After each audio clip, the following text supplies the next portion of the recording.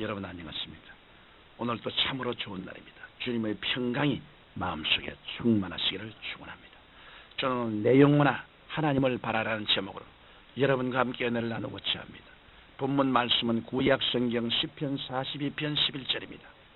내 영혼아 내가 어찌하여 낭망하며 어찌하여 내 속에서 불안하여 하는고.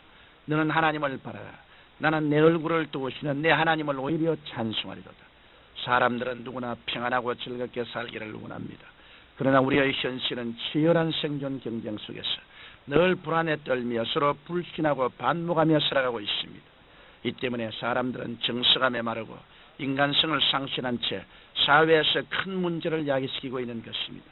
오늘날 정부가 치안력을 강화함에도 불구하고 흉악한 범죄가 날로 극성을 부리고 있으며 또 아무리 노력해도 정직한 자보다 불의한 자가 더 번성하는 것을 볼 때 우리는 인생의 부조리와 모순 앞에서 절망하지 않을 수 없는 것입니다. 그러나 성경은 우리에게 낙심과 불안에서 벗어나는 길을 명료하게 제시해 주고 있습니다. 그것은 바로 우리가 하나님을 바라는 것입니다. 그러면 어떻게 하는 것이 하나님을 바라는 것일까요? 먼저 세상과 자신을 바라보는 눈을 돌려 하나님께로 향하는 것입니다. 지금 우리나라는 총체적 난국의 단계를 넘어서 범죄와의 전쟁을 선포할 정도로 범국민적인 도덕성 회복의 시급한 시점에 와 있습니다. 전문가들은 우리의 현재 사회 현상에 대해 사람들이 사회적 가치관이나 규범을 상실했을 때 사회적 무질서와 도덕적 퇴폐를 가져오는 아노미 현상을 보이는 것이라고 말하고 있습니다. 왜 이런 현상이 일어나고 있을까요? 그것은 사람들이 자기의 힘을 의지하고 일신의 쾌락과 부귀영화에만 삶의 가치와 목적을 두고 살아가기 때문입니다. 그래서 자기 능력이 한계에 부딪히고 마음먹은 대로 되지 않으면 자신을 주체하지 못하고 사회에서 파괴적인 행동을 하는 것입니다. 이러므로 우리는 삶의 기준을 자신에 두지 말고 영원하신 하나님께 두어야 하는 것입니다. 성경 잠언 3장 5절로 6절에 보면 너는 마음을 다하여 야훼를 의리하고 내 명철을 의지하지 말라. 너는 범사의 그를 인정하라. 그리하면 내 길을 지도하시라고 말씀하셨습니다. 구약시대 욥은 그가 소유하고 있던 모든 것을 순식간에 다 잃어버린 사람이었습니다. 그는 하루아침에 많은 재물과 10자녀를 모두 잃어버리고 나중에는 온몸에 악창이 발하여 잿더미 위에 앉아 기왓장으로 자기 몸을 긁는 처참한 지경까지 이르렀습니다. 그러나 욥은 마지막 순간까지 인간의 생사화복을 주장하시는 절대 주권자이신 하나님만 바라보았습니다. 그 결과 하나님께서는 그의 순전한 믿음을 보시고 전보다 값지어야 되는 풍성한 은혜와 복을 내려주시던 것입니다. 이러므로 여러분이 답답한 일을 당했을 때 문제를 바라보지 말고 전지전능하신 하나님만 바라보십시오.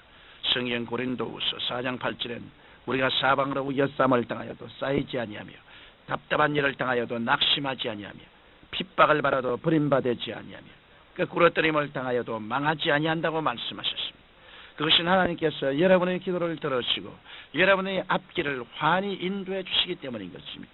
또한 하나님을 바라보는 사람은 과거에 쓴 기억을 씻어버리고 내일에 대한 소망을 가져야 합니다.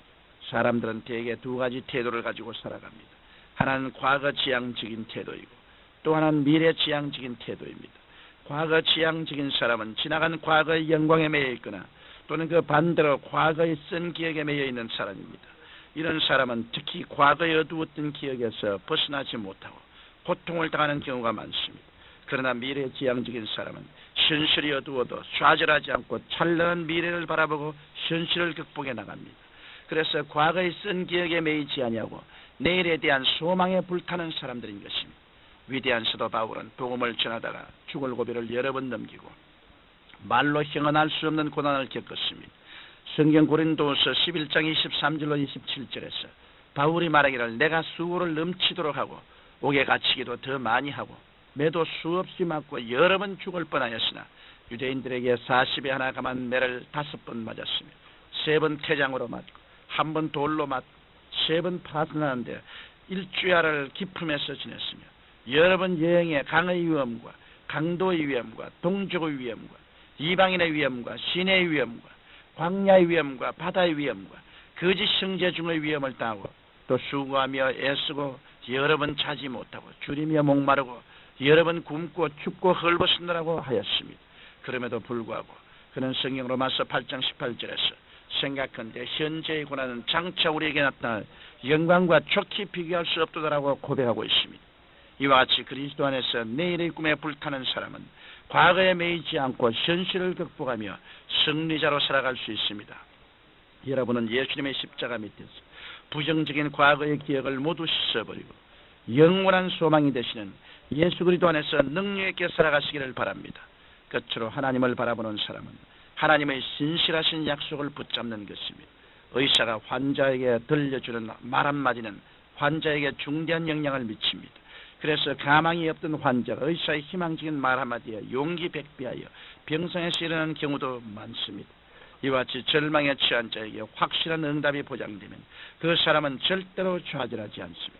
그런데 우리에게는 그와 비교할 수 없는 살아계신 하나님의 위대한 약속이 있습니다. 성경 고린도후서 1장 20절에 하나님의 약속은 얼마든지 그리스도 안에서 이해가 되니 그런즉 그로 말미암아 우리가 아멘하여 하나님께 영광을 돌리게 되느니라고 말씀하고 있습니다. 이 말씀은 하나님의 약속을 믿고 구하는 사람은 확실한 응답이 보장된다는 것입니다. 그러므로 예수님께서는 성경 요한복음 15장 7절에서 너희가 내 안에 거하고 내 말이 너희 안에 거하면 무엇이든지 원하는 대로 구하라 그리하면 이루리라고 말씀하신 것입니다. 빌리 그라함 목사는 말하기를 사람들이 근심하고 실패하는 이유의 90%는 하나님의 말씀을 믿지 않기 때문이라고 했습니다. 성경 로마서 8장 32절에는 자기 아들을 아끼지 아니하고 우리 모든 사람을 위하여 내어주시니가 어찌 그 아들과 함께 모든 것을 우리에게 은사로 주지 아니하시겠느냐라고 말씀하셨습니다. 이러므로 여러분은 우리의 모든 죄를 사하시고 모든 병을 고치시고 모든 저주를 지하신 예수 그리스도 안에서 넘치는 은혜를 체험하시기를 바랍니다. 사랑하는 청취자 여러분, 인간의 생사화복은 하나님께서 주관하십니다. 여러분은 눈을 들어 전능하신 하나님만 바라보시고 하나님께 더 가까이 나아가십시오. 과거에 어두웠던 기억들을 마음속에서 몰아내시고 우리의 소망 되시는 예수님만 바라보십시오. 부정적인 생각을 버리고 신실하신 하나님의 말씀만 붙잡으십시오. 성령께서 여러분과 함께 하십니다. 이 시간에 여러분의 절망이 변하여 소망이 되고 슬픔이 변하여 기쁨이 되고 문제가 변하여 축복이 되시기를 예수님 이름으로 간절히 기원합니다. 전능하시고 거룩하신 하나님 아버지, 이 땅에 살면서 우리는 심한 낙심을 할 때도 있고 어려운 고비에 처하기도 하고 문제에 부딪히기도 합니다. 그 여러 가지 곳에서 우리가 하나님을 바라보고 하나님만 의지하오니 전지전능무소부지하신 우리 아버지시여, 아버지의 자녀들을 다 보살피고 도와주옵소서. 예수님 이름으로 기도드립니다. 아멘.